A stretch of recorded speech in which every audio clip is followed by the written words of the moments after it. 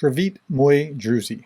Hello, my friends. My name is Darren Gerdes. I'm a professor and I try to help you understand some context about what's going on in the war in Ukraine. A couple of days ago, I did this interview with Jonathan Vink. Jonathan Vink, if you don't know, has a channel called Silicon Curtain. And if you haven't seen it, go see it. There are these great in-depth interviews with movers and shakers related to what's going on in the war in Ukraine. And so as we were talking about things, he said something that was really interesting. He talked about how Putin was really scripted. And I know this, like when Sergei Shoigu comes and presents something for Russian state media consumption, they, it's all scripted, it's all written out ahead of time. And he talked about Putin is really, really scripted. Everything that he does is contained this way intentionally. I thought, he's actually more of an actor than Zelensky. And then I had this extra thought because I was thinking okay, so if that's the case, then everything's on a stage. Everything is it's kind of artificial. And then I was watching a documentary about AI, and I was, thinking about that. I woke up, took my shower this morning. In the shower, I had this thought: what if I could have people like Dmitry Peskov or Maria Zakhorova or Lavrov working for me, doing my bidding I know this is a strange thought, trying to propagandize all around me. And so I thought, wait, I can kind of simulate this. So let's just use Maria Zakhorova as an example. What if Maria Zakhorova was working for you as your personal propagandist?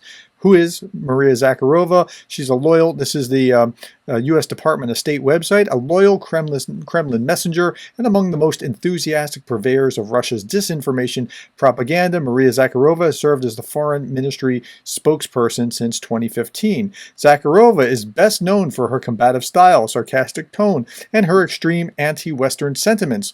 Her briefings routinely include undiplomatic outbursts, such as examples of threatening a journalist on live TV or responding angrily to uncomfortable questions. She does not shy away from repeating the most outlandish Kremlin lies, such as claiming that the White House allegedly hosted Osama bin Laden as an official guest. And what she tends to do is to deny. She'll deny that something happened. We know from Western reports and video and confirmed by Western media, this happened. Bucha, for example, we deny it. It was just a bunch of actors. They made this up, right? She'll deny. Or she'll shift the blame. Well, this happened, but it wasn't because of us. It was because of someone else. And so she's been sanctioned by allies and awarded by Putin for having done this. Let's look at just a couple of her more recent tweets. Russia will be forced to take military, technological, and other retaliatory measures if the U.S. Army uses Finnish territories, because the Finns are actually now in NATO and they may cede a little portion of their territory for a U.S. military base right near Russia, which it's causing Russia to flip out. They're talking about doing that. Here's another one. There's no doubt that the neo-Nazi madness in Kyiv will come to an end. Here she is again. And here's one more. Maria Zakharova says, so far, the Kyiv regime is openly rejecting any reasonable initiative to settle the Ukraine crisis through political and diplomatic approaches.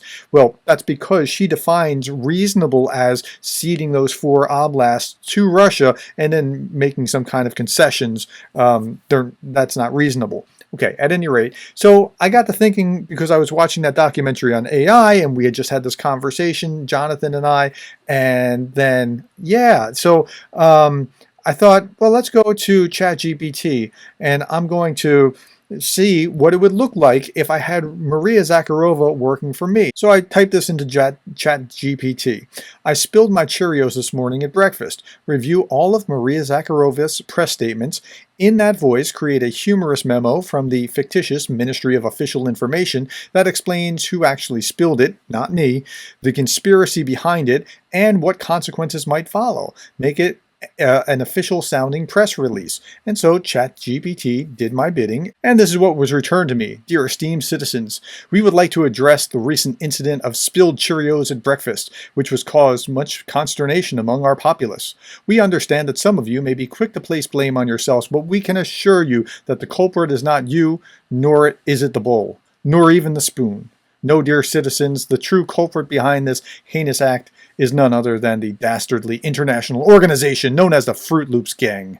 That's right, the Fruit Loops gang, those fiendish purveyors of artificially colored breakfast cereals, have infiltrated our very homes and are now resorting to underhanded tactics to undermine the sanctity of our breakfast rituals. They seek to sow chaos and confusion and cause innocent people to spill their Cheerios and ruin their mornings. But fear not, dear citizens, for the Ministry of Official Information is on the case. We have already dispatched our top breakfast detectives to investigate this matter, and we will not rest until the Fruit Loops gang has been brought to justice. They will pay for their crimes against breakfast, and they will pay dearly. We are considering a range of consequences for their actions, including, but not limited to, banning all Fruit Loops products from our country, launching a retaliatory strike of Cheerios on their headquarters, and even calling up their allies to join us in a global campaign against sugary breakfast cereals. So do not despair, dear citizens. Though your Cheerios may be spilled, know that we are working tirelessly to ensure that justice is served and that breakfast can once again be enjoyed in peace and harmony.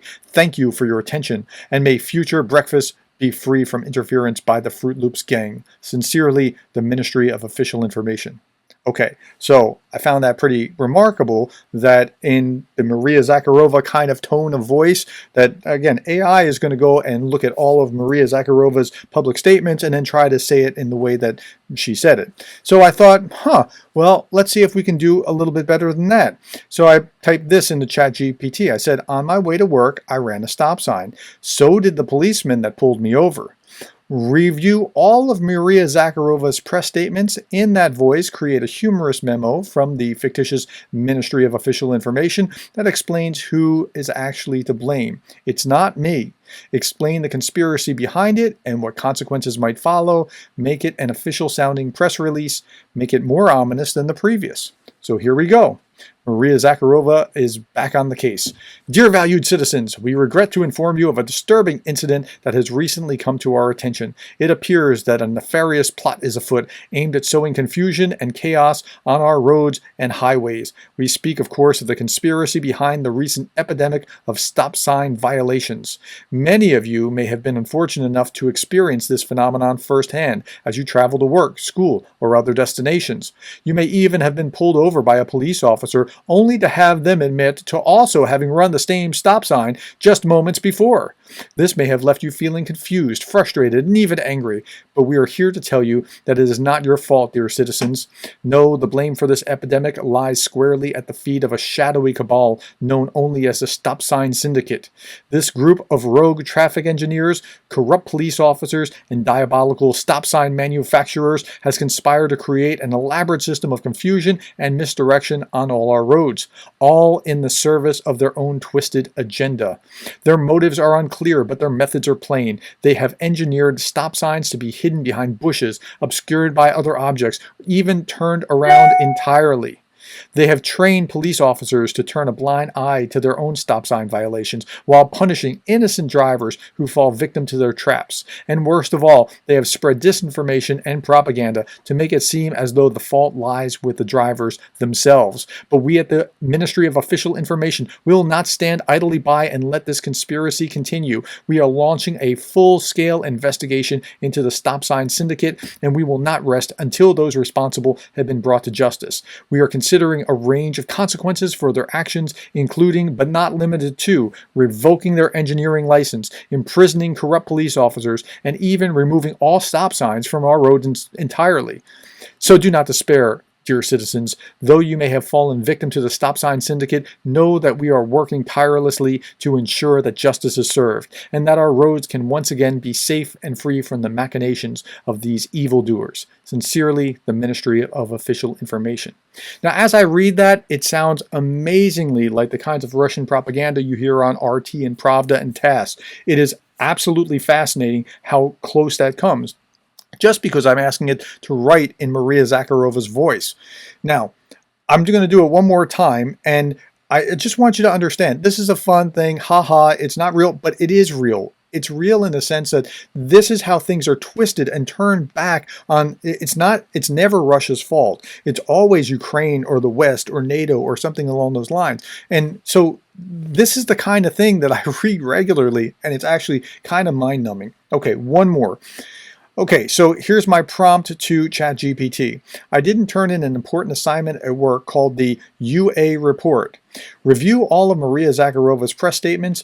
In that voice, create a humorous memo from the fictitious, quote, Ministry of Official Information that explains why it's my boss's fault, how he has been punished, and how it affects the company. Make it an official sounding press release, darker and even more ominous than the last memo. Okay, so here's what we have. Dear esteemed colleagues, we regret to inform you of a most troubling development that has recently come to our attention. It appears that a certain individual in our organization has failed to turn in a crucial assignment known as the UA report.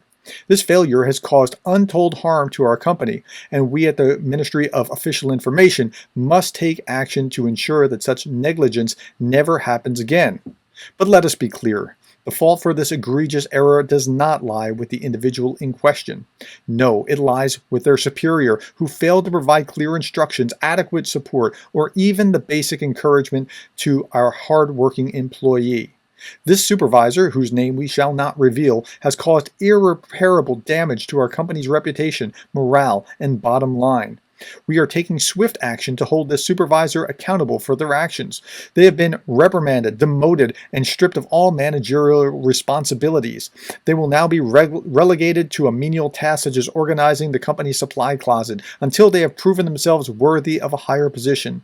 But this is not enough, dear colleagues. The damage has already been done. The UA report, which is supposed to be a key document in our company's strategic planning, is now lost, perhaps forever. This has put our company's future in jeopardy, and we must take drastic steps to recover. To that end, we are launching a company-wide initiative to identify and recover all lost assignments, reports, and documents. This initiative, codenamed Operation Resurrection, will involve an all-hands-on-deck effort to scour every email, every hard drive, every file cabinet in search of the missing UA report and any other critical documents. Make no mistake, dear colleagues, this is a serious matter. Our company's survival depends on the ability to recover from this setback, but we are confident that with your help and the cooperation, we can emerge stronger and more resilient than ever before. Sincerely, the Ministry of Official Information.